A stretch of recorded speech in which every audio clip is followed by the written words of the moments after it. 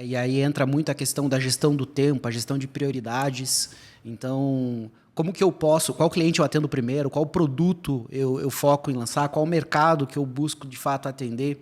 Acho que essa é a pergunta que continua com você, não só quando você começa o teu negócio, mas quando você continua crescendo.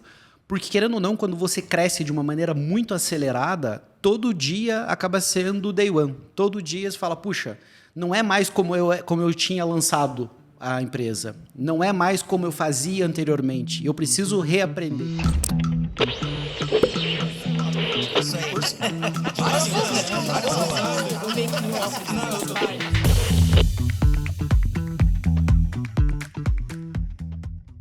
Olá, eu sou o Kaká. Olá, eu sou a Mari. E esse é o Start Growth Talks, um podcast com o objetivo de ajudar empreendedores a passar pelo Vale da Morte e chegar mais rápido no próximo nível. E hoje a gente vai falar aqui de um tema muito interessante, que é as dores do crescimento, Mari. Como é que é isso? As dores do crescimento. Acho que muitos empreendedores que estão assistindo, que irão ouvir esse podcast, têm interesse em saber não apenas o caminho feliz, né? Mas as dores durante esse caminho e como lidar com elas da melhor forma possível. E hoje é um prazer enorme para mim, até mesmo o hashtag orgulho aí, de um rapaz que eu chamava de Piá, mas com muito carinho. E é um carinho enorme, ele sabe disso, é meu amigo particular, além de ser um empreendedor aí de sucesso e que todos conhecem, querem com certeza ouvir essa trajetória maravilhosa do Hendrik Machado, da Ponto Mais. CEO da Ponto Mais, né? Hendrik, se apresenta agora é VR, gente, hein? VR, gente, é isso aí. Boa, gente. Prazer enorme estar aqui falando com o Kaká, falando com a Mari, aqui na Star Growth. Acho que já são anos aí que a gente tem um relacionamento e é super legal poder contribuir um pouquinho na caminhada do empreendedor, falar um pouquinho sobre as minhas experiências. Prometo para vocês tentar não ter muito método aqui, mas principalmente ter muito mão na massa, né, de falar muito do que realmente acontece, de como é realmente o dia a dia da operação. Então, vai ser um baita prazer. Como a Mari e o Kaká já comentaram, a Ponto Mais recentemente passa por um rebranding. Hoje nós nos chamamos VR Gente. Somos uma solução muito maior do que só ponto. Nós entregamos hoje uma solução completa para a digitalização do departamento pessoal das pequenas e médias empresas. A VR Gente hoje ela faz parte então do ecossistema VR, uma empresa nacional aí de mais de 45 anos de mercado, que nasceu com o seu foco em benefícios e no foco social e tem, claro, o objetivo de se transformar digitalmente, assim como a gente vive nesse momento da economia. Então, o que eu puder contribuir aqui vai ser super legal, acho que vai ser bacana a gente bater esse papo. E é isso aí, Hendrik. A ideia é você trazer insights valiosos realmente para que esse é o tema principal, esse é o que a gente quer construir cada dia mais um tijolinho aqui no Start Growth Talks, que é trazer temas reais. Eu quero começar com você já com a pergunta que não quer calar. Quais dores você destaca para um crescimento acelerado? Destaca aí que a gente vai abrindo essa jaca aí, digamos assim. Boa. Quando se pergunta quais dores, né? Posso falar todas, né? Todas as dores complexa, a gente tem. Né? Mas acho que quando a gente começa a crescer muito rápido, o primeiro desafio que acho que a gente tem são as incertezas, né? O que eu devo fazer primeiro? E aí entra muito a questão da gestão do tempo, a gestão de prioridades. Então, como que eu posso, qual cliente eu atendo primeiro, qual produto eu foco em lançar, qual mercado que eu busco de fato atender? Acho que essa é a pergunta que continua com você, não só quando você começa o teu negócio, mas quando você continua crescendo. Porque, querendo ou não, quando você cresce de uma maneira muito acelerada, todo dia acaba sendo day one. Todo dia você fala, puxa, não é mais como eu tinha lançado a empresa. Não é mais como eu fazia anteriormente. Eu preciso reaprender. Então, essa capacidade de desaprender para aprender de novo, ela acaba sendo talvez uma das principais habilidades que você precisa ter quando você está falando de uma empresa de crescimento acelerado, de um crescimento exponencial. Eu costumo muito falar, Kaká, no bate-papo com o meu time, tem uma rotina que a gente chama de pertencer dentro da VR Gente, que é o onboarding. Então, toda vez que chega um novo colaborador, ele tem uma hora comigo, onde eu conto um pouco de como a gente chegou até aqui, para onde a gente está indo, no que a gente acredita, quais são os pilares, enfim, como que é o dia a dia na nossa operação? Poxa, beleza, candidato, você chegou, agora você é um colaborador nosso. Como é que funcionam as coisas aqui, né? E uma das coisas que eu costumo falar é de explicar o que é um crescimento exponencial. Porque normalmente a gente não tem essa capacidade de entender, por mais que a gente já tenha alguns anos se falando sobre isso.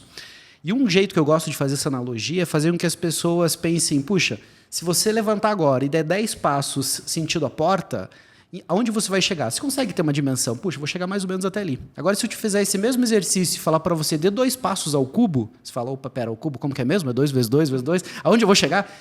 O tempo que você gastou para perceber isso já é muito maior.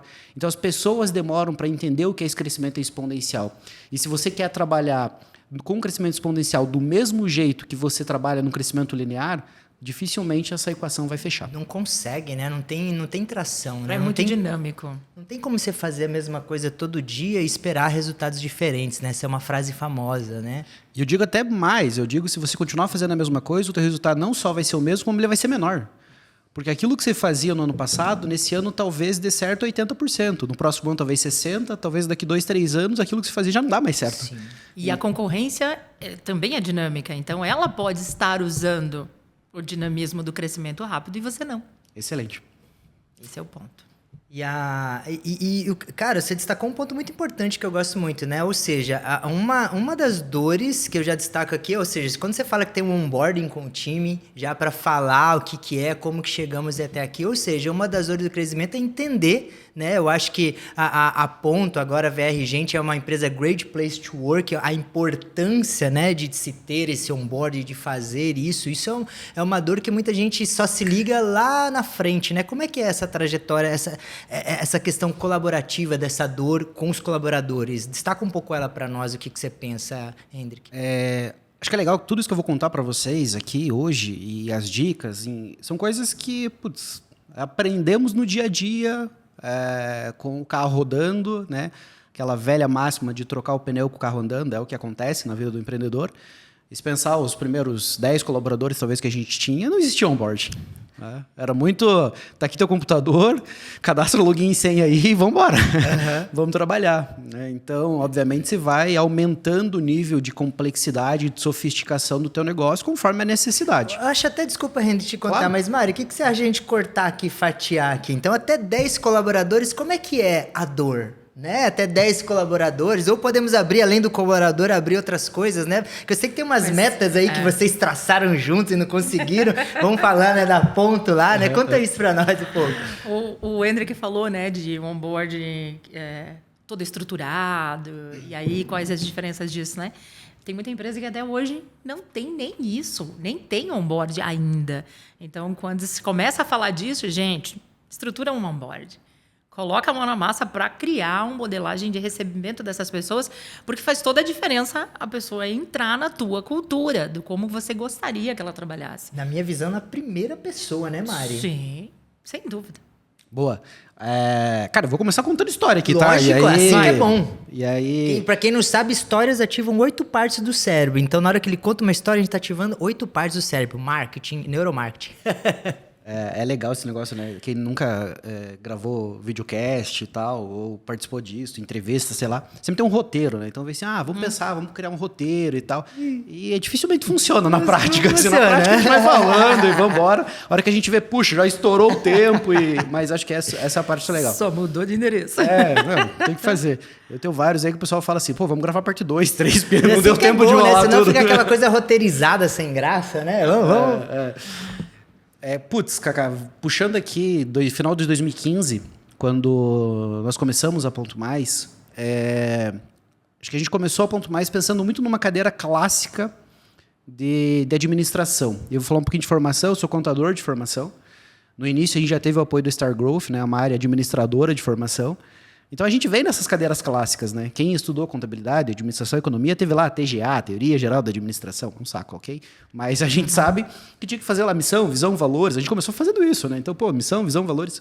E a gente não conseguia sair do lugar, porque a empresa nem existia.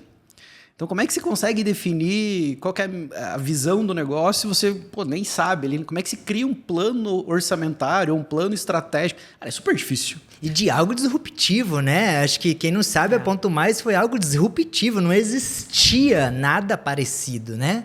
E, cara, a gente sempre sofre, assim, então... A gente não tinha esse histórico, né? Porque quando a gente fala de planejamento, a gente fala assim, olha para trás... olha qual é o teu caminho até então, e aí você define o teu futuro. É um pouco disso. Então, como é que a gente ia olhar para esse futuro se a gente não tinha esse histórico? Então, tinha esse desafio. E aí, claro, a gente fez um plano, que foi um plano muito bem pensado, né, Mari? Assim, coloca um número e vamos atrás. Foi isso. Eu me lembro muito bem desse dia. Aí, empreendedores, vocês não sabem o que planejar da sua empresa? É isso, ó. É isso. O que a gente faz? Um número. Mas começa por um número. E acho que mais do que o número, e naquele momento talvez a gente pensou isso, em que o número era o mais importante.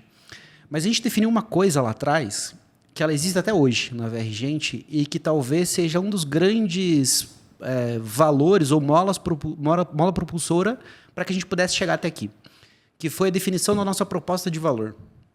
Então, quando a gente começou a discutir lá atrás, a Star Growth provocou a gente no sentido de, puxa, por que esse negócio não é uma startup? Quando a gente estava falando sobre o modelo de negócio. E eu lembro quando o Gilmar comentou isso comigo, eu falei, startup. Tá, legal. O que é startup mesmo? Era 2015, pouquíssimo conceito difundido ainda no Brasil sobre o tema. E eu comecei a olhar e falei, cara, isso aqui cola muito com o modelo que eu acredito que você tem que realmente tocar um negócio de crescimento acelerado, de fazer com que as coisas estejam baseadas em tecnologia, em ganhar eficiência. É isso, isso que faz muito sentido para o modelo do negócio. E aí quando eu fui pesquisar mais de startup, eu vi um negócio chamado Business Model Canvas. Cara, todo mundo aí que está assistindo já deve saber o que é isso, já viu. Quem não viu, pesquisa no Google que é fácil. E a primeira coisa que você, quando começa a definir o teu Business Model Canvas, é a proposta de valor. Ou seja, o que você está entregando para o teu cliente? Em nenhum momento a gente colocou que era uma solução de ponto que a gente estava entregando para o cliente. Em nenhum momento a gente falou, é um SaaS de ponto. Não, nunca a gente falou disso. O que a gente colocou lá é que a gente queria criar um encantamento de quem se relacionasse conosco. E esse encantamento, ele estava presente no nosso cliente, ele estava presente no nosso colaborador, ele estava presente nos nossos fornecedores, ele estava presente no ecossistema que a gente faria parte das startups aonde a gente está localizado. E isso é tão forte que até hoje a gente fala muito sobre isso. Então, independente do que a gente fosse fazer, se era ponto, se era qualquer outra coisa, a gente tinha que fazer algo que criasse essa expectativa de encantamento dentro das pessoas. Que um cliente, quando falasse conosco, desligasse o telefone e falasse, uau, essa empresa eu quero comprar esse produto. Ou essas pessoas eu quero me relacionar. Quando eu entrevistasse um candidato, ele falasse, eu quero trabalhar nessa empresa. Com essa empresa a coisa vai acontecer. E aquela história do brilho no olho que a gente fala. Então, esse foi a nossa proposta de valor lá no começo. E ela existe conosco até hoje. Então, mais do que o número, que naquele momento a gente achou que era importante, definir a proposta de valor, ela foi mais essencial do que, de fato, qual é o número que eu estava entregando no meu planejamento. Legal. E, Hendrik, só para complementar, essa proposta de valor conectando com dor, que dor que ela resolve, na sua visão?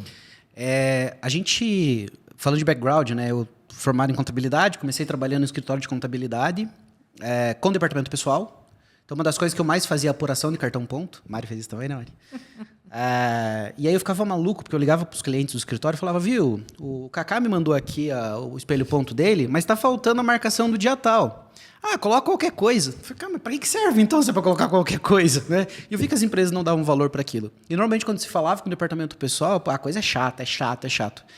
E a gente começou a perceber que desde a Revolução Industrial até agora, sempre se falou de pessoas, sempre se falou de que, puxa, eu preciso fazer com que o meu RH seja mais estratégico, mas que na prática o RH fica sentado atrás de um computador com um monte de planilha, com um monte de atividades ali que são repetidas, né?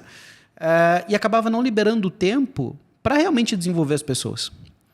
E aí isso conectava muito com o que eu tinha vivido. Né? Eu tinha comecei a minha vida profissional trabalhando no escritório de contabilidade e cheguei a ser CEO de uma companhia justamente por aproveitar as oportunidades que eu tive dentro da minha carreira, baseado nesse desenvolvimento humano. Então eu falei, puxa, eu deveria conseguir prover isso para o mercado também, que as pessoas pudessem ter essa oportunidade.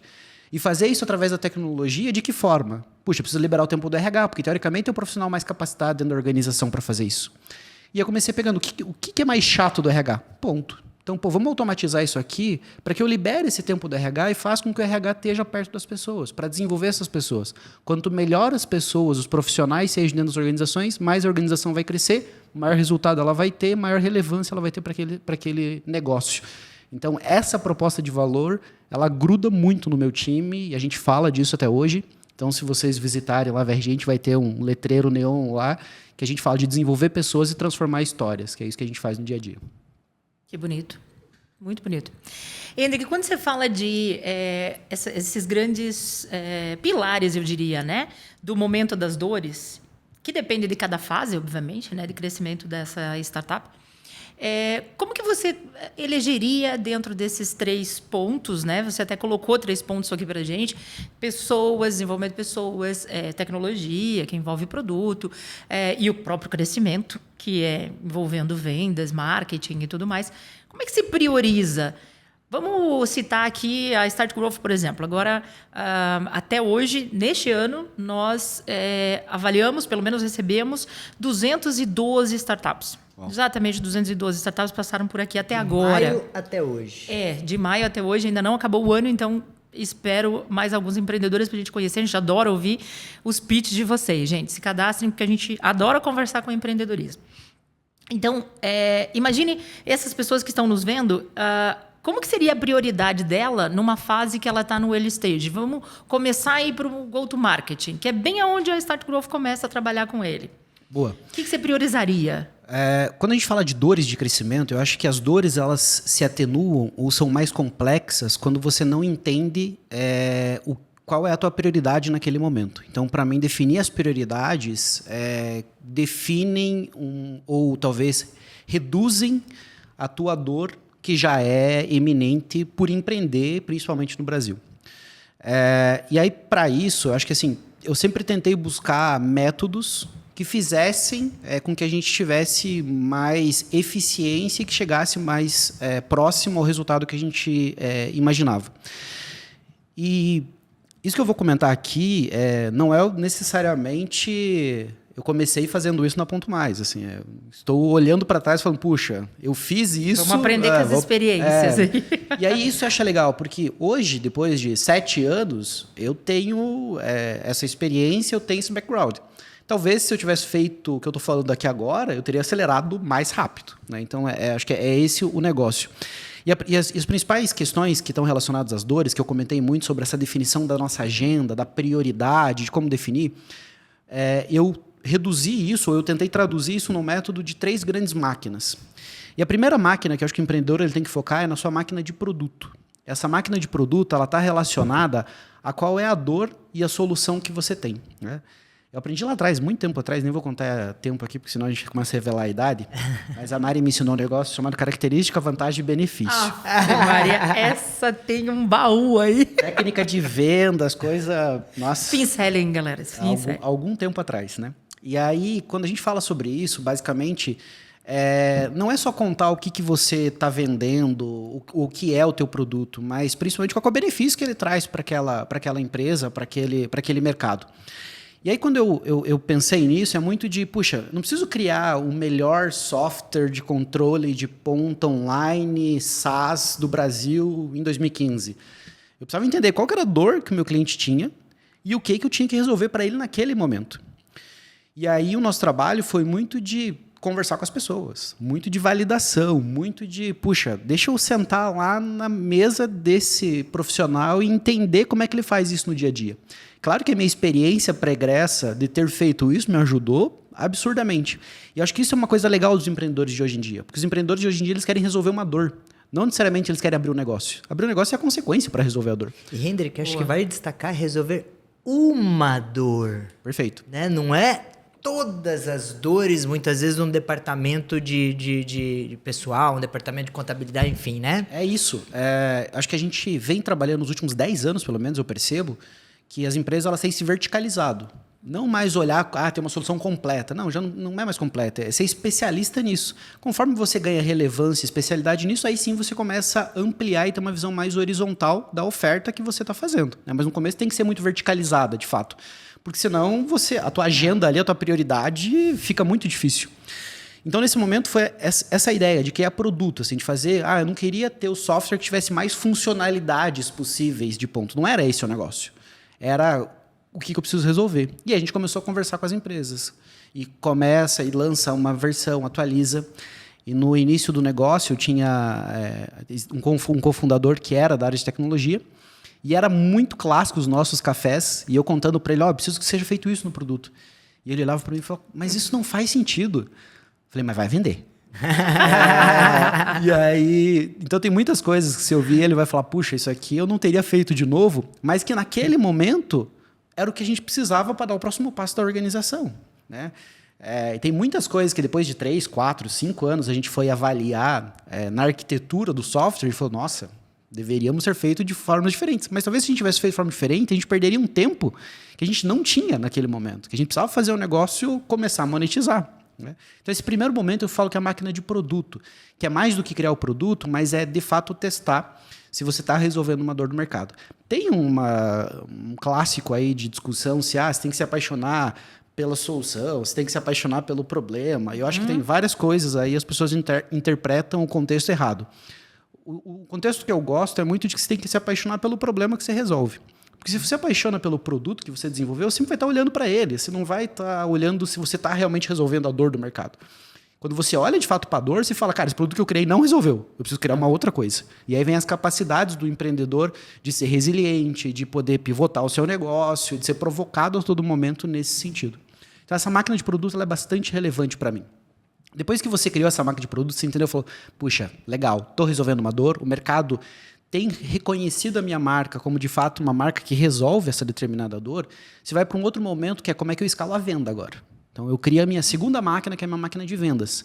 Então, quais canais eu vou falar, que tipo de venda eu vou ter, se eu vou ter uma venda digital, vou ter uma venda através de canais indiretos, se eu vou ter uma venda através de franquia, enfim, independente e aí a característica de cada negócio, mas vou me especializar nesse modelo para que eu possa replicar esse modelo do que eu já tenho feito aqui e feito isso funcionar muito bem. Né? Então, essa máquina de vendas ela é super importante, porque se você não vender, o teu negócio não se sustenta. É como entra dinheiro dentro da tua organização, né? E como você paga as contas. E a terceira grande máquina, que talvez seja a mais complexa, é a máquina de pessoas. Né? E aí, quando eu falo máquina de pessoas, é de como lidar com as pessoas, de qual vai ser o estilo de cultura, de liderança, qual vai ser a forma com que você vai se relacionar com as pessoas. E aí eu faço um vínculo com o que você comentou sobre o GPTW. Para mim, talvez foi um dos grandes primeiros orgulhos que eu tive da Ponto Mais, de ser reconhecido como GPTW. Não pelo selo, não para colocar isso no site, porque acho que não é esse o negócio, mas pelo método. Eu trouxe a primeira profissional de RH para dentro da Ponto Mais quando a gente tinha mais ou menos 30 pessoas. E eu já acho que foi tarde. Assim, eu aconselho com 15, 20 já começar a pensar nisso. Com 30 colaboradores. E eu lembro que o primeiro desafio dela foi isso. Eu falei, a gente tem que ser GPTW. E por que eu falei isso? Porque o GPTW ele segue uma metodologia. Então, ter método é importante para você não ficar naquele achismo de acho que vou fazer isso ou acho que aquilo... Não, existe um método, vamos correr atrás disso. Então, lá o método do GPTW diz que você tem que trabalhar dentro de várias dimensões. Uma das dimensões, por exemplo, é celebrar. A gente não celebrava na Ponto Mais. Ele falou, cara, celebrar? É importante fazer isso? A gente começou a celebrar é importante. Pô, então o que a gente precisa fazer para celebrar? E aí no começo isso não era natural da nossa cultura. E a gente teve que colocar meio que obrigatório, assim, a gente tem que celebrar. Pô, como é que a gente vai fazer isso? Não, toda vez que a gente fechar cliente 00 no final, a gente vai celebrar. Então 100, 200, 300, 400, a gente vai celebrar. E eu só, mas desde que tinha festa, que tinha. A festa era pegar uma cerveja cada um suco para cada um e a gente brindava no final do dia. Essa era a festa. E voltava a vender. Voltava a vender. Mas a gente começou a fazer isso. E aí isso parte tanto da cultura hoje que a galera fala, nossa, como é que vocês criaram tudo isso? No começo é meio que obrigatório, meio positivo, mas depois isso cria uma cultura e a coisa começa a acontecer de um jeito muito bacana. E isso foi, talvez o primeiro GPTW foi assim, uau.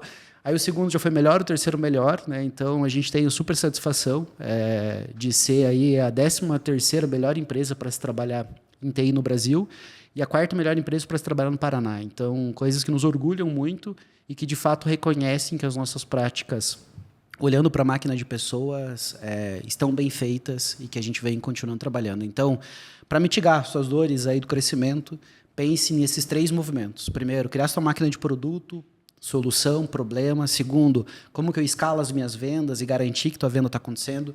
E terceiro, olhar para as pessoas e como fazer com que as pessoas comprem esse teu sonho e te ajudem a construí-lo. E você destacou uma coisa muito legal que eu achei, que é o produto... a história que você contou eu falei, faz aí TI, técnico, né, CTO que vai vender. Ou seja, é um olhar de vendas para o produto. A gente já falou aqui nessa mesa várias vezes sobre isso, né, Mari? Já. O olhar de fora para dentro, né? Não é de dentro para fora. Em 2 falas do Hendrik, ele toca nisso. Primeiro, a questão de você acreditar muito no poder do problema que você está resolvendo. Porque muitas vezes também eu acho que tem um pouco de ego, né, do próprio empreendedor. Quando ele olha para a solução, ele acaba se apaixonando tanto por ela que aí tudo que vem de fora, não, mas acho que isso não é legal fazer. Não, mas isso acho que eu não vou adaptar. Tem isso muito. Então, assim, será que o teu sucesso não estaria naquela adaptação pequena que o mercado está pedindo, que o cliente queria? Esse é um ponto que eu acho que é bem importante e relevante. E o outro ponto é essa questão do crescimento acelerado, que, cara, se você não fizer isso de forma correta, você não vai crescer rápido. Né? A máquina de vendas precisa existir. E aí, Hendrik, tocando nisso que você comentou, eu vejo que são 3 momentos diferentes, né? Nós não estamos falando do mesmo momento. Estou indo para o go-to-marketing, vou me preocupar com as vendas. Você mesmo citou. Eu contratei um cara, né, alguém ali de uma posição de RH, depois dos seus 30 colaboradores dentro da Ponto Mais. Então, como é que você posiciona isso? Só para ficar claro no contexto geral para quem está nos vendo. Boa. Acho que só um ponto que o Kaká comentou também, antes de responder a tua pergunta, Mari.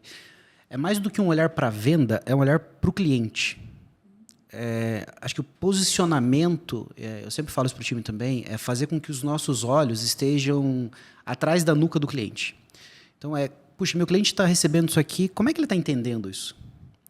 Porque, cara, a gente vende ponto há 7 anos, a gente faz isso todo dia, a gente é especialista nisso. Meu cliente não.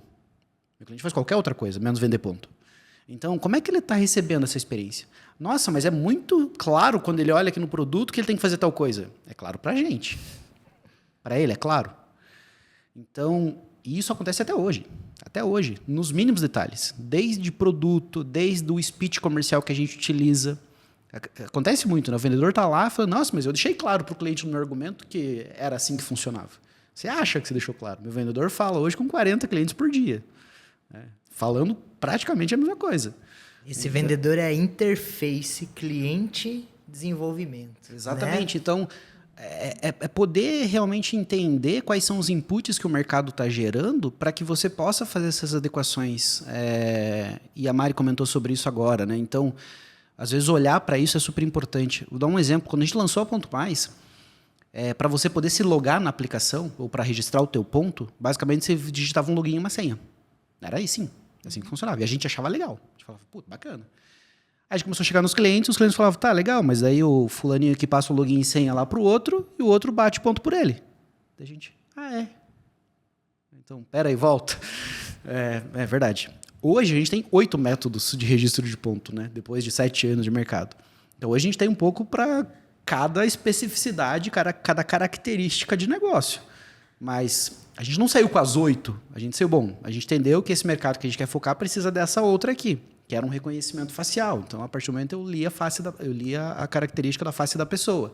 A gente entendeu que a gente precisava ter a localização, porque senão ele conseguiria marcar na casa dele. E a gente vai incrementando isso dentro do produto de acordo com a necessidade do cliente que a gente realmente entende ser relevante para o negócio. Né? Então, isso é uma coisa bastante importante. Sim, e destaco que é uma dor e 8 maneiras de resolver uma dor. Não é criar uma nova dor, descobrir uma outra dor e criar, né? Isso é muito importante. Não é uma rotina Acho que nova. a gente destaca isso até, falar sobre uma dor, é porque muitos empreendedores às vezes querem resolver todas as dores da empresa, né? Mas uma coisa legal que você falou, porque às vezes as pessoas acham assim, né? É como, trazendo aqui para o meu exemplo, né? Já criei aqui o registrador de ponto que login e senha, então já resolvi essa dor. E não, eu não tinha resolvido a dor. Eu tinha resolvido por uma parcela muito pequena de um determinado público característico, era uma empresa de tecnologia que usava um computador para trabalhar todo dia. Eu não tinha resolvido da grande massa, do grande mercado. Então, muitas vezes o empreendedor, principalmente em umas fases iniciais, quando você ainda está aprendendo todo o negócio, você fala, não, essa dor eu já resolvi. É bastante difícil você entender que você resolveu uma dor se você não tiver ainda um share de mercado relevante. Você tem 5% desse mercado? Não tem, então você não resolveu a dor. E, Enrico, como é que você consegue até hoje, já que você comentou desse viés, que eu acho que é bem importante assim a gente citar, como é que até hoje você consegue ler, né, fazer essa leitura, diagnóstico do cliente, a necessidade dele e a tradução do produto continuar sendo feita? Porque você está falando sobre essa consistência, né? Sim. Desde o seu nascimento até agora. Boa. Como é que vocês permanecem? Acho que vou responder isso, só vou voltar na tua anterior, que você tinha me perguntado sobre como que a gente define os momentos. Para mim está muito baseado no faturamento do teu negócio. Então, eu sempre falo que você tem que entender qual é o momento do teu negócio para que você possa olhar em cada uma das coisas. Então, se você tem até um faturamento aí de R$50 mil de MRR, ou seja, de receita recorrente mensal, não adianta você ficar querendo olhar para coisas complexas de governança, de expansão. Não é isso. Teu negócio ainda não se provou. Você precisa primeiro provar o teu produto, se realmente está resolvendo aquela dor, encontrar novos métodos de resolver aquela dor. Então, começa por isso. E a minha máquina de produto está muito relacionada a isso. Quando você passa dessa categoria e vai para uma categoria de até 250 mil ali de receita recorrente mensal, puxa, aí já começa uma característica um pouco diferente. Já começa a sair do caminho de produto e pensar na tua máquina de vendas, de fato, e falar, puxa, preciso expandir isso aqui. As vendas que aconteceram até agora precisam ser expandidas. Porque muitas vezes você começa vendendo para os amigos, você começa vendendo para os familiares, você começa vendendo para a tua rede de relacionamento. Aquilo funcionou. Mas e agora? Como é que eu dou o próximo passo para vender para quem eu não conheço? Né? E aí, quando você vai para uma próxima etapa, que eu diria um faturamento até 500 mil, mais ou menos, de receita recorrente, você já começa a ter um modelo de venda preditivo, funcional, e que você precisa ter cada vez mais pessoas engajadas dentro desse modelo para poder replicar o que você está fazendo. A partir disso, eu diria assim, investir de fato em governança, em todo o trabalho mais detalhado e sofisticado de uma grande empresa, a gente estaria falando talvez de um faturamento acima de 2 milhões de receita recorrente mensal. Então, eu tento dividir os meus momentos aqui, ou como eu entendo que eu faria se eu estivesse começando hoje através do faturamento. Então, para mim é um pouco isso. Respondendo a segunda pergunta, de como que eu mantenho isso, acho que hoje a gente tem um nível de sofisticação bastante alto. Hoje, a gente atende mais de 30 mil empresas no Brasil. Nós atendemos hoje a mais de 1,2 milhões de CPFs que usam diariamente a nossa aplicação para registro de ponto. A gente atende hoje mais de 1.000 novos clientes mês, né? Então, que acabam entrando dentro do nosso ecossistema. E tudo isso a gente faz parte do ecossistema VR, que conta também com benefícios, mobilidade, gestão de despesas corporativas, entre outras, que hoje já são mais de 100 mil empresas que a gente atende no Brasil todo, com mais de 4 milhões de CPFs que a gente atende diariamente. Então, obviamente, quando você chega nesse nível de números, o nível de sofisticação que você precisa criar para acompanhar o mercado é totalmente diferente. Então, hoje, a gente tem uma série, áreas exclusivas só de inteligência de mercado, mapeamento, enfim, que abastecem, obviamente, facilitam o nosso trabalho no dia a dia. Mas eu tenho um hábito que eu gosto bastante, que é manter o contato com alguns clientes. Então, eu tenho alguns clientes que são clientes desde o início, eu tenho clientes que são clientes há 2, 3 anos, e eu tenho clientes novos. Então, vira e mexe, eu pego o contato de um cliente lá, mando uma mensagem, WhatsApp mesmo. Putz, mas o teu WhatsApp? Ele tem meu WhatsApp. Então, mando mensagem, falo, tô aqui e tal, conte comigo. E é o jeito mais fácil, talvez, e acho que a galera às vezes fica muito pensando num grau de complexidade gigantesco. Método para isso. Precisa, cara. Assim, fazer o básico bem feito, né? O pessoal fala do método ACF, né? Que é o arroz com feijão, cara. É fazer isso bem feito. E eu faço esse contato com o cliente. E, puxa, ele me dá capacidade e percepção de acompanhamento do mercado muito eficiente. E aí, quando ele me fala algo e que eu penso em hipóteses, aí eu preciso ir validar essa hipótese, aí eu vou trabalhar com grandes públicos, vou descer para o meu time para a gente poder validar uma série de coisas. Mas isso me ajuda a me manter muito perto do cliente, me ajuda a entender se realmente a gente está resolvendo aquela dor, aquele problema, ou se não, se a gente precisa mudar e fazer algo diferente. Legal, ótimo. E cara, eu fico me perguntando aqui, qual que é a maior dor que você passou em todo esse trajeto seu, né? E também, Como é que você se atualizou, né? Porque a gente vê muito empreendedor, cara, que não tem esse conhecimento que você adquiriu. Você até falou no começo que você não tinha isso também, né? Sim. Mas como é que você foi buscando isso, cara? Como é que você foi encontrando problemas e hoje, por exemplo, o que você poderia dar de conselho para os empreendedores que estão nos ouvindo, né, a respeito disso?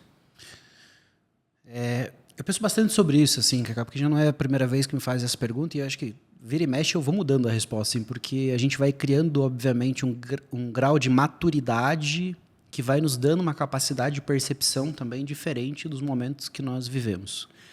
E aí, falando sobre, talvez, as maiores dores, acho que a minha maior dor foi a de gestão de pessoas, porque eu sempre fui um profissional muito executor, de fazer muita coisa.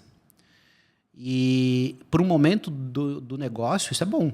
Porque você consegue tirar o negócio do zero e dar os primeiros passos. Mas quando o negócio depende exclusivamente de você, você para num determinado tamanho. E se você tem a ambição de fazer esse negócio crescer, isso vai ser uma dor enorme. Então, foi uma dor gigante. A Star Growth mesmo me provocava muito nisso. Toda reunião era, você precisa delegar, você precisa sair da operação. Você era um centralizador, total, então, ali, total. No crescimento, né? Que é um momento ruim para ser, Trabalhava como um maluco. E você obviamente, se é apaixonado pelo negócio, né? Então, o trabalhar como um maluco... Às vezes o pessoal tá ouvindo a gente pensando, nossa, mas eu não ia querer trabalhar. Mas você quer, porque é um negócio que é um prazer. O negócio tá crescendo ali, um negócio massa para fechar e você vai, daqui a pouco tem um problema, um negócio legal e na hora que você vê, o dia passou, tá no sábado e domingo, né? Normal, né? Sim. E hoje eu falo disso, para mim, beleza, hoje é fácil de falar disso. E parece que foi rápido também que eu mudei essa chave. Não, cara, 6 meses a um ano aí para mudar isso, sabe? E fazendo uma agenda... querendo realmente mudar isso, sabe? E por que comecei a perceber isso? Porque além de quem tem esse olhar de fora, de olhar e falar, cara, você está muito na operação e precisa começar a delegar, eu comecei a perceber que chegava lá na sexta, final do dia, sábado, eu falava, cara, trabalhei muito essa semana, tô cansado aqui. E eu olhava para trás e falei, beleza, o que eu fiz essa semana? E basicamente eu tinha apagado incêndio. Eu tinha resolvido coisas que não iam fazer com que a minha próxima semana fosse melhor. Eu basicamente estava sendo um centralizador de coisas ali que não estava tendo uma agenda que fosse realmente de construção. E aí eu comecei a me tocar de que, puxa, eu acho que eu preciso mudar isso. Para que eu possa criar coisas, mecanismos, métodos, que as pessoas possam se amparar nesses mecanismos, nesses métodos, para que elas possam tomar a decisão e fazer a coisa acontecer sem precisar que eu esteja aqui. E aí... fui procurar tudo, assim, né? Como é que eu posso fazer isso ser diferente e tal. E aí, fazendo um bate-papo com uma coaching, nem estava num programa, não, fazendo um bate-papo, a gente falando sobre isso. E ela me soltou uma frase que ficou marcada para mim, que ela falava que delegar é acreditar no desenvolvimento do outro e não na tua incompetência. E aí aquilo grudou em mim, assim, que eu falei, opa, porque eu acreditava até então, cara, que delegar é porque eu não estava conseguindo fazer. Então eu precisava delegar. E, pô, eu sou orgulhoso, cara. Nossa, como assim eu não consigo fazer? Eu consigo, sim. Uhum. E aí, quando ela me falou isso, isso colou e virou, assim, um drive meu de falar, cara, é isso. Tipo, não é porque eu não consigo fazer ou porque é incompetência minha. É porque eu preciso acreditar que o outro também consegue e toda a história que eu contei aqui do desenvolvimento, dessa capacidade, eu quero, de fato, fazer com que as pessoas vivam isso na minha empresa. Que elas falem, cara, eu sou um profissional, uma pessoa muito melhor de quando eu entrei aqui. E aí isso mudou um drive muito grande em mim para que eu pudesse realmente mudar a forma com que eu estava atuando. E isso destravou muito o crescimento do nosso negócio. E, Hendrik, você estava em que escala lá daquelas que você colocou? 50, 250? Que escala que você estava do fatura do MRR? 23 pessoas, um MRR de 100K mais ou menos. Caramba, ou seja, não era tão grande ainda. Era um momento ainda de expansão, de tração. E aí, cara, basicamente, falando sobre atualização, eu tentei buscar algumas coisas assim que me dessem uma primeira base. E eu busquei 2 primeiras coisas. Uma, eu fiz uma especialização focada em startup. Então, foi lá, comecei em 2015, terminei em 2016, que era focado realmente no modelo de startup, quais eram os métodos que a startup utilizava. E tem milhares hoje no mercado, enfim. Mas fiz essa especialização e foi muito validador assim, da nossa tese. foi bem legal. Eu dividia, porque aí, toda a aula era falar sobre o meu negócio, né? Então, foi bacana. E uma segunda coisa que eu fiz, já um tempo depois, eu fui fazer Empretec. Que é um negócio mega tradicional, né? A galera, os empreendedores novos não entendem o que é isso, Empretec e tal. Dá uma olhada lá no Sebrae. É um programa legal, um programa de uma semana. Depois o Google Ventures criou o Design Sprint também, que é um programa de uma semana, mas pensar nesse modelo do Empretec também foi legal, assim, que ajuda você a olhar realmente qual é o comportamento do empreendedor frente ao negócio, de acordo com cada situação que você possivelmente vai viver no teu negócio. Então, para mim foi bastante legal. E eu sou meio apaixonado por cases de negócio, assim, sabe? Eu gosto bastante de ler. Uma das coisas que eu sempre falo para o meu time aqui de leitura é o site do nosso concorrente, o nosso site é o nosso jornal diário. Assim, você tem que ler isso todo dia. Você tem que entrar lá todo dia e ver, cara, como que o meu concorrente está se posicionando, como que eu estou me posicionando. Você tem que ter as tuas referências, que podem não ser referências do teu negócio, até aconselho que não sejam referências do teu negócio, para você ver como que o mercado, de fato, está se comportando. Acho que isso ajuda muito e os próprios VCs que estão trabalhando com isso produzem hoje muito conteúdo. E a gente está num momento onde, cara, conteúdo tem milhares, né? Então, você poder se aprofundar nisso vale super a pena e me ajudou bastante a me atualizar e me ajuda ainda no dia a dia de hoje. Sim. Você destacou em vários momentos aí método, né? Método é uma coisa que eu também adoro, né? E ao mesmo tempo, o método arroz com feijão também tem que ter um método super válido, inclusive, né? Mas eu acho que Great Place to Work é um método, né? Canvas é um método, né? E a gente pode falar PDCA, Growth Hack, são todos métodos, né? Eu acho que a partir do momento que a gente começa a entender, você falou uma coisa muito básica aí que muita gente não faz, na minha visão, e muitas vezes eu falo com empreendedores que não fazem, que é, cara, chegou no sábado, o que fez para trás? Cara, isso é uma metodologia que está num livro, até no livro do Peter Drucker, que é tradicional, a gente está falando de tradicional aqui. Nossa, Peter Drucker, Gestor Eficaz é o livro, né? Ele fala lá, ele dá uma aula de como se organizar. E se organizar é isso, é olhar para trás, o que eu fiz de produtivo, né? E na gestão é você olhar, cara, o que eu posso delegar, o que eu fiz de produtivo, o que eu não fiz de produtivo, né, Mari? Concorda? Sem dúvida, sem dúvida. E o Peter Drucker a gente viu muito, né? Administração, marketing, todo mundo viu o Peter Drucker, não tem como. A galera dá uma viajada, né? Porque a galera acha que ser produtivo é trabalhar das 5 da manhã às 10 da noite. Exato. Não, e não é isso. É o quanto você construiu, né? O resultado que você gerou dentro de tudo, inclusive com a sua própria equipe, né? E é claro que, na verdade, assim, e também já ouvi muito dos empreendedores essa questão de pessoas que você comentou. Cara, mas é muito trabalhoso treinar pessoas, desenvolver as pessoas. Faz parte, né, da carreira do empreendedor e do CEO ou da posição que você está. Não tem como viver sozinho, não tem como crescer sozinho. Você precisa de equipe. Então, se você não tem não só essa consciência, mas se você também não tem esse desejo de desenvolver as pessoas, sinto muito. Mas você vai parar em algum momento. E aí vai travar. Porque aí você vai ter que destravar, que é o que o Henrique colocou muito bem aqui. E, aliás, eu não sabia dessa história da frase da coach. Não sabia, olha, eu estou conhecendo coisas novas aqui. Atualizando. Muito bom. Bora falar de quê agora, Cacá? Eu acho que assim, a gente está encaminhando pro fim aqui. Eu queria... Como assim? Pois é, mas assim? Fala Muito que rápido, né? acaba os assuntos? Como eu acho assim? que O tempo rápido? Eu acho que tem um resumo aqui de várias coisas que o Hendrik falou, né, Mari? O que você anotou aí, Mari, de resumo que você acha que a gente pode deixar aqui para os empreendedores, e o Hendrik também pode nos ajudar nesse resumo. Eu anotei aqui umas coisas como propósito, método de onboarding, de gestão de pessoas, né? Eu acho que método é uma palavra que foi bastante destacada. O que mais você destaca aqui? Eu acho que esse contexto geral a gente poderia resumir com as 3 máquinas que ele falou. Contextualizando tudo, eu acho que essas etapas, né, de você reconhecer que etapa que você está e saber que naquela etapa as prioridades são diferentes, mas que você precisa ter agenda para tudo isso. Para ter agenda, você precisa ser um pouco mais, né, distribuidor das tarefas, né, não centralizador, ao contrário. De novo passa por gente, de novo passa por processo, de novo passa por tecnologia, porque você pode também fazer a automação de alguns processos a partir de um método. Então, tudo se conecta.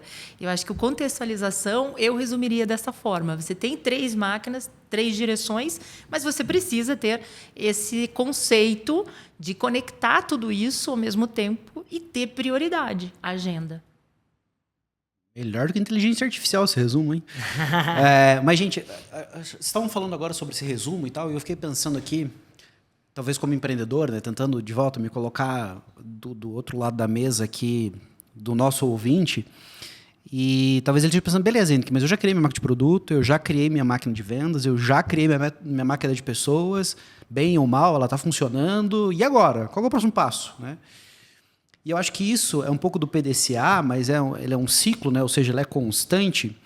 Mas tem uma coisa que eu olho bastante hoje no modelo de negócio que a gente está, que basicamente tudo do que eu avalio está baseado hoje no processo, na ferramenta e nas pessoas. Então, se eu falo qualquer coisa, tipo, quero vender mais, o que eu preciso pensar? Primeiro, eu preciso pensar no meu processo. Meu processo de venda, ele está de acordo? O que eu posso mudar no meu processo de vendas para eu vender mais? Depois que eu olho para o processo, eu vou para a ferramenta. Puxa, as ferramentas que eu utilizo para vender mais, realmente são essas as melhores? Será que não tem nada novo no mercado? Será que eu posso fazer alguma coisa aqui diferente nas ferramentas que eu utilizo? E como que eu estou desenvolvendo as pessoas que estão me ajudando a vender hoje? Como que eu estou treinando elas? Como que eu estou capacitando? Como que eu estou incentivando essas pessoas para que, de fato, a minha venda seja melhor? Mas não, meu desafio não é venda. Meu desafio aqui é produto. Mesma coisa.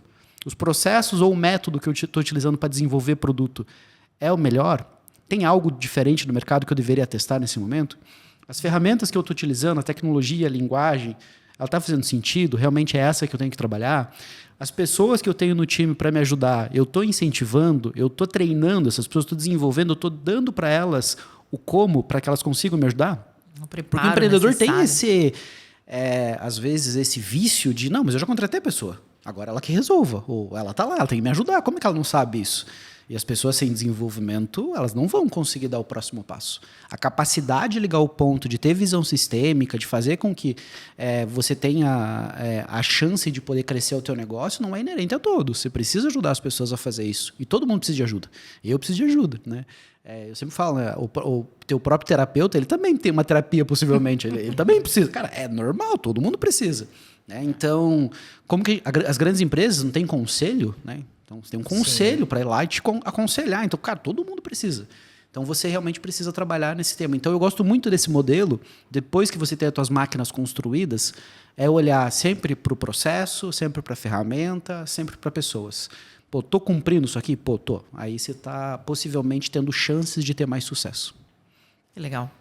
Resumo melhor do que o conselho do chat da OpenAI que demitiu e contratou, né? Atemporal isso, mas... Exatamente. A gente queria encerrar, a gente tem feito um bate-papo com todo mundo aqui, fazendo 6 perguntinhas, e a gente queria fazer essas perguntas para entender, a gente deixar até algo também para o empreendedor dentro de uma visão do Hendrik Machado aqui. Então, Hendrik, qual o livro que você acha indispensável para o empreendedor? Cara, é difícil escolher um, né? Mas a gente precisa de um aqui. Só um? Não, sabe o que é legal? Eu vou contar uma história aqui agora. Eu só conto história, né? Depois o pessoal fala, pô, é o episódio de histórias, né? Vendedores só contam histórias. Sabe que uma vez eu estava procurando livro para ler, por causa desse movimento, né? De, puxa, me tornei empreendedor, e aí, que eu preciso ler e tal.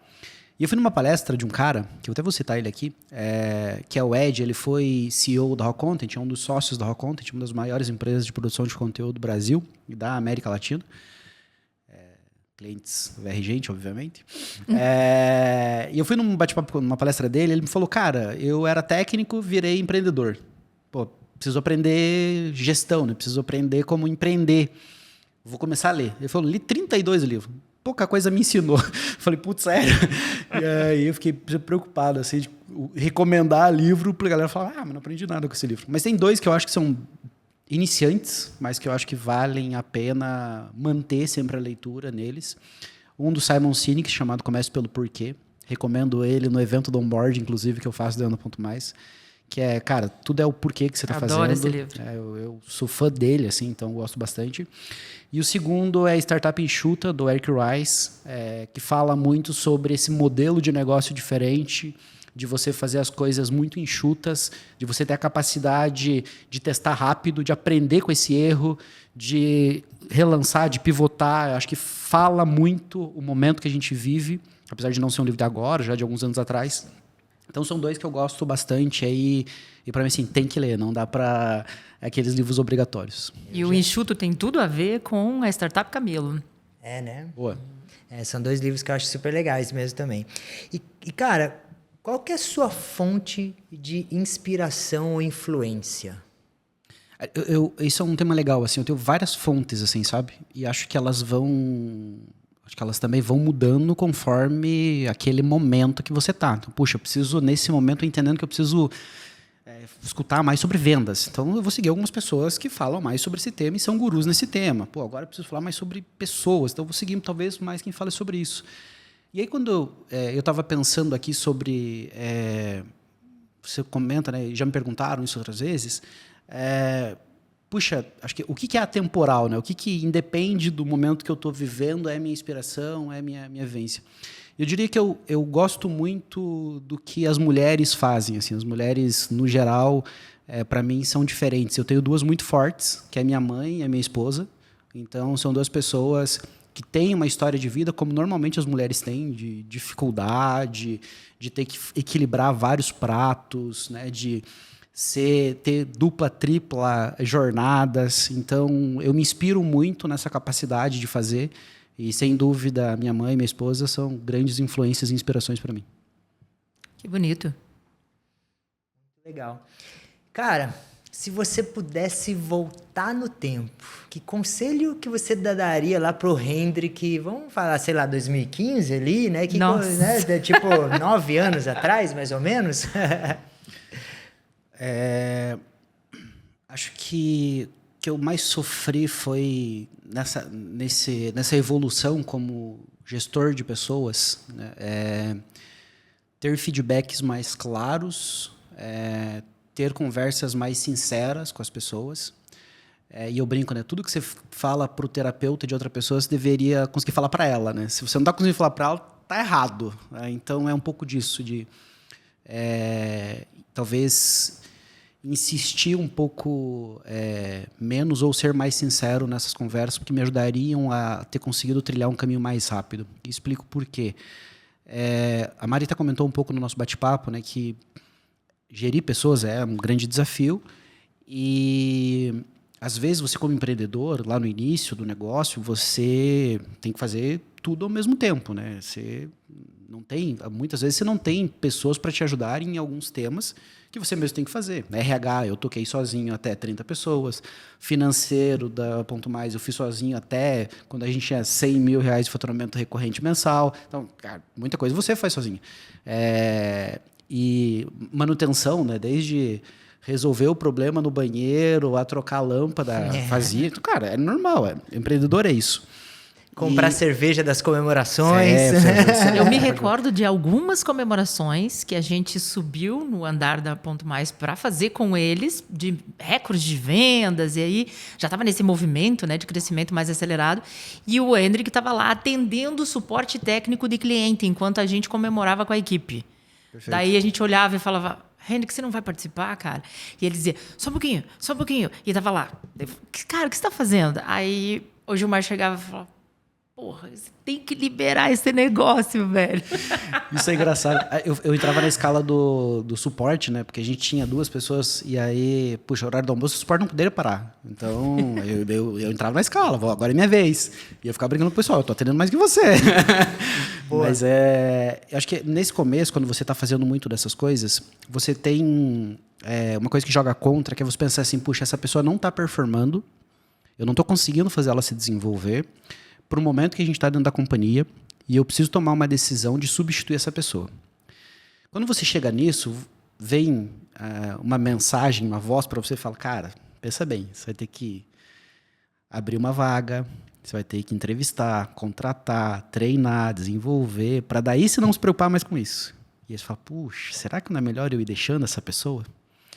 E isso, cara, é terrível. Isso causa dores futuras para o teu negócio, para você conseguir resolver. Vai ficar mais caro, isso vai causar problemas na tua cultura. Então, quando você entende que aquela pessoa não consegue dar o próximo passo, que você já usou tudo que você poderia, teve as conversas sinceras, fez o feedback, decida a troca o mais rápido possível, porque acho que tem algumas dicas que falam sobre isso, inclusive, de demore para contratar, mas demita rápido.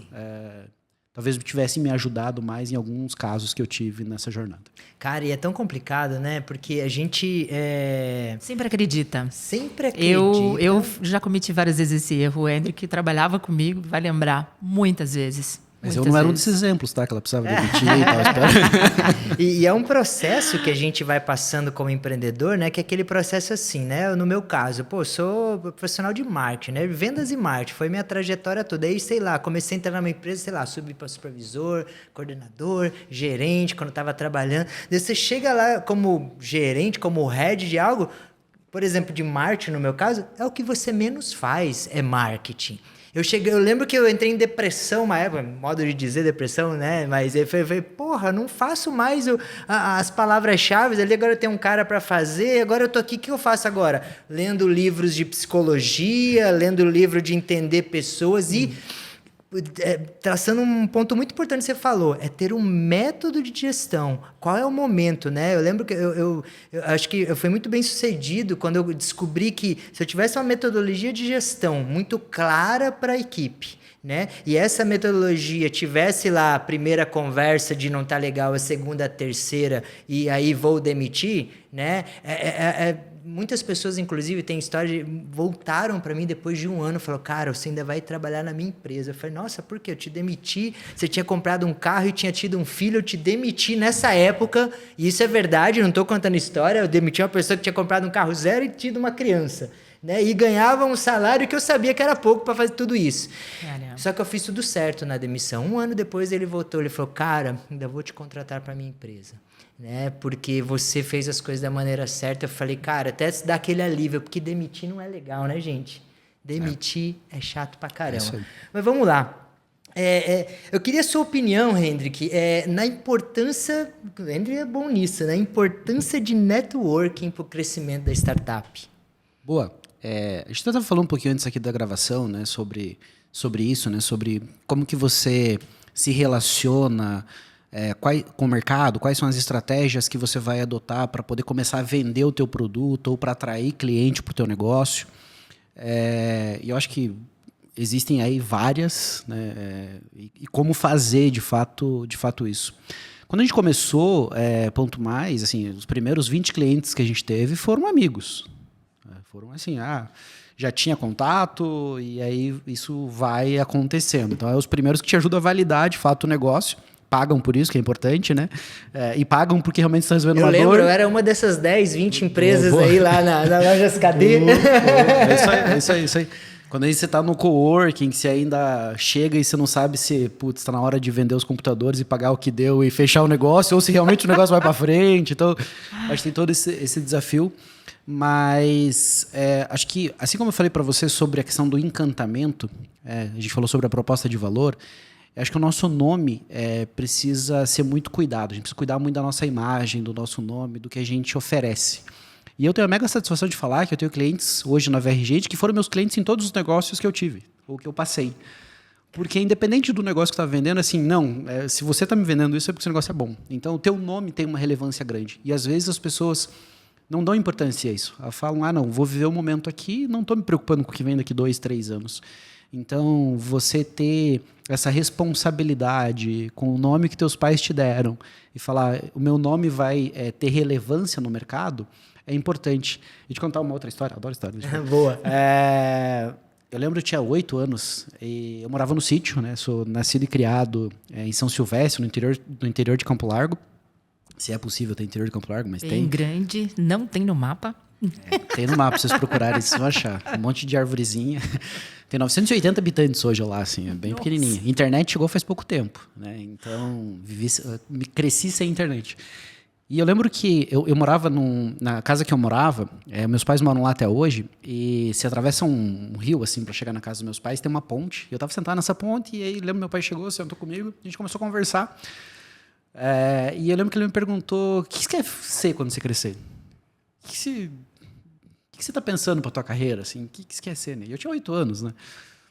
E eu lembro que na época, eu lembro até hoje essa conversa, lembro do momento que a gente estava, e eu lembro que eu falei para ele, pai, eu quero fazer alguma coisa que meu nome tenha relevância. E ele falou, achei que ser político, então. Porque eu falei, político? Não. Ainda bem que não fui, pai, não segui esse teu conselho aí.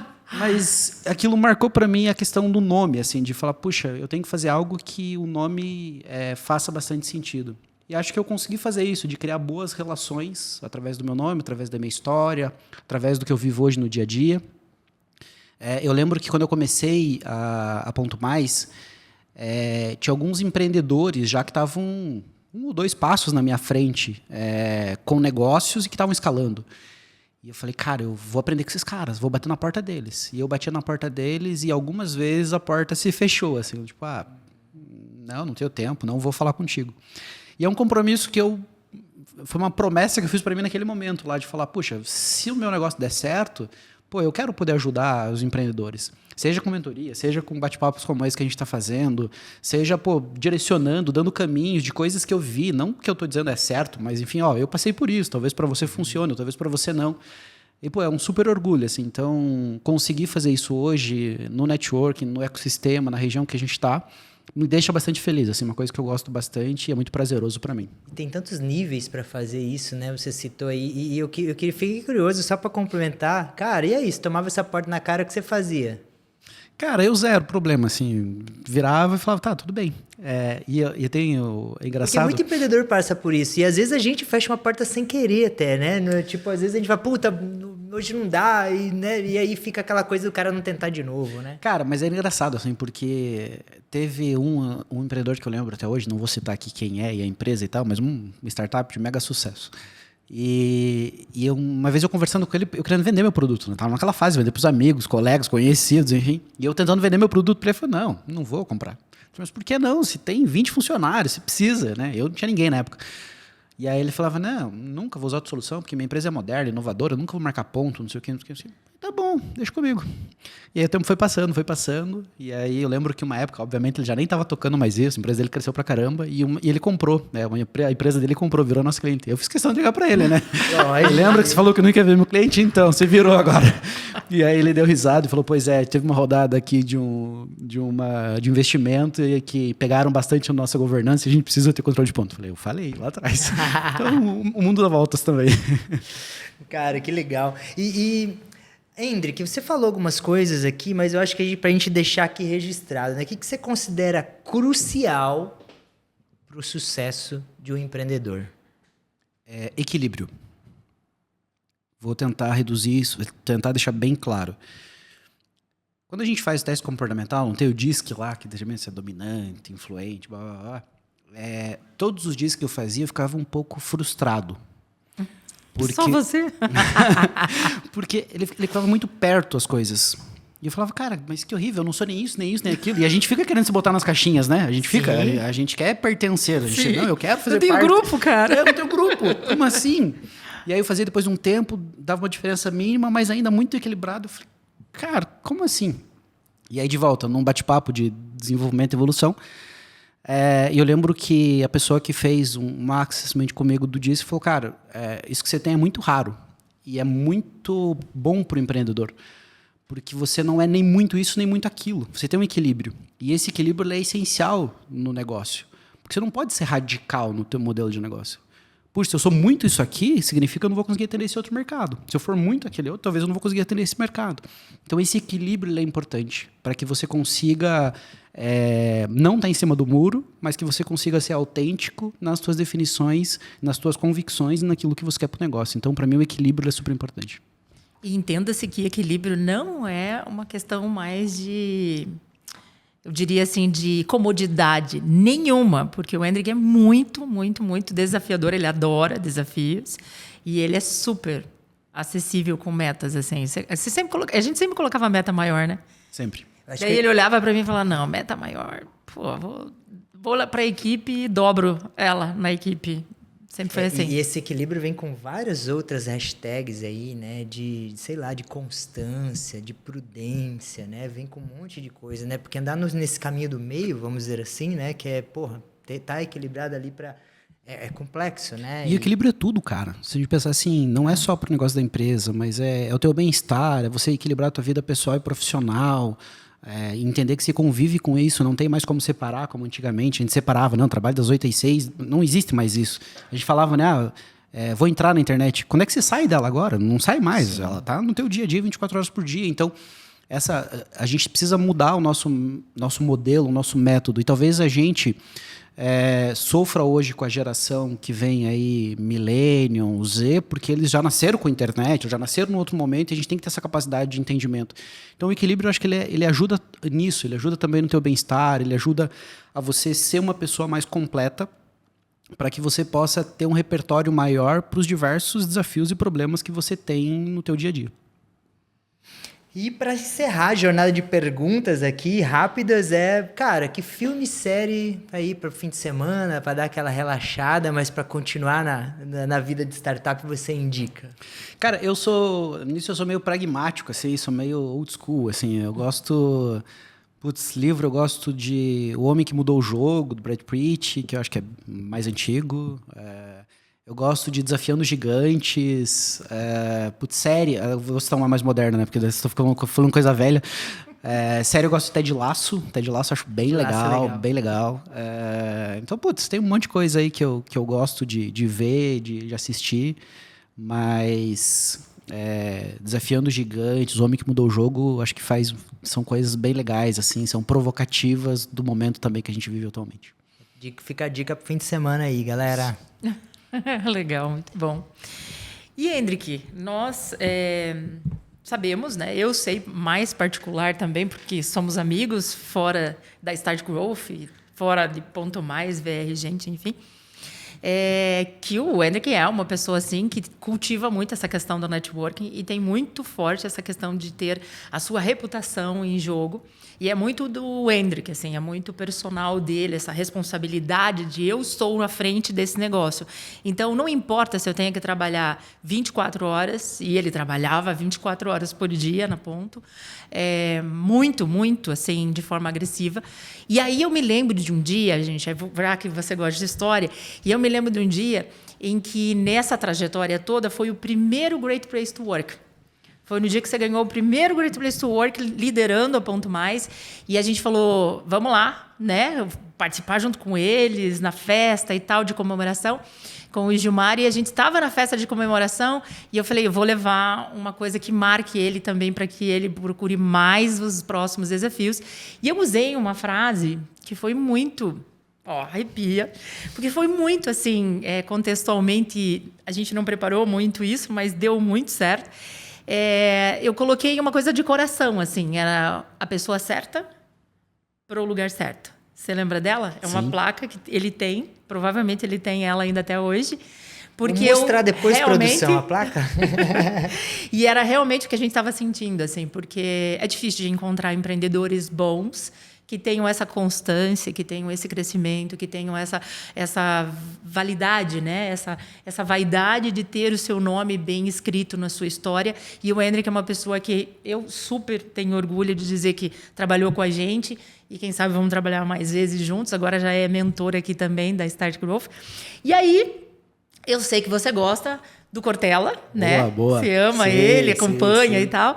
E aí, você não vai acreditar, mas o livro que a gente escolheu para te trazer é um livro que, no prefácio dele... A sorte, para quem está nos ouvindo, a sorte segue a coragem. Isso, boa, Cacá. Que eu esqueço que nós estamos no online e no podcast também.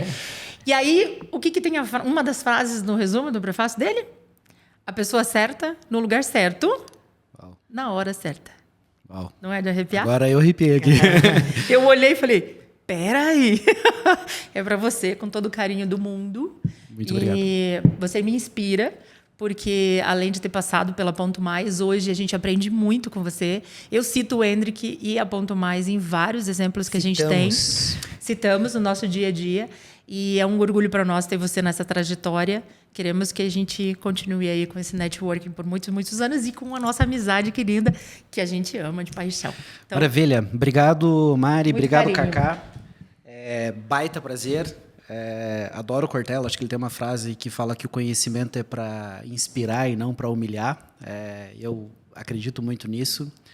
Você falou sobre a placa está lá na nossa recepção. Com orgulho, junto com outros prêmios. Vamos tirar uma foto dessa placa e colocar aqui para a galera ver. Ó. E eu lembro muito dessa frase. Foi uma grande virada, né? Eu comentei aqui sobre essa dor de sair de um empreendedor que era muito executor para um empreendedor que fosse inspirador para as pessoas que trabalhassem comigo. E esse dia foi meio que um passo dado, assim, de falar, uau, acho que eu tô no caminho certo para fazer isso acontecer. Então, mega feliz, obrigado pelo espaço, espero que a gente tenha conseguido contribuir aqui com algumas dicas que a história da Ponto, da VR Gente me proporcionaram, agradecer Kaká, Mari, pela oportunidade, dizer que a gente está aqui, estou à disposição e sempre um prazer contribuir com as iniciativas de vocês. Muito obrigada. Nós Valeu. é que agradecemos. Pena que o Gilmar não está aqui hoje, mas com certeza ele vai ver esse vídeo e vai acompanhar a gente também por aí. Tá bom? Com certeza. E, Hendrik, muito obrigado por esse episódio aqui com a gente. Espero que a gente participe, porque a conversa é muito papo, né? E, empreendedores, vocês aí, lembrem-se que a jornada é desafiadora de empreendedor, né? E a gente faz esse podcast aqui para ajudar você. Então, participa, comenta, manda suas dúvidas. A gente quer ajudar de qualquer forma e qualquer coisa que você trouxer para a gente dentro das suas dores, a gente vai comentar, a gente vai trazer alguém especialista aqui para falar sobre isso também, porque o nosso objetivo aqui é ajudar você na sua jornada aí empreendedora. Muito obrigado, ótimo dia. Valeu, gente! Beijo, gente. Até a próxima.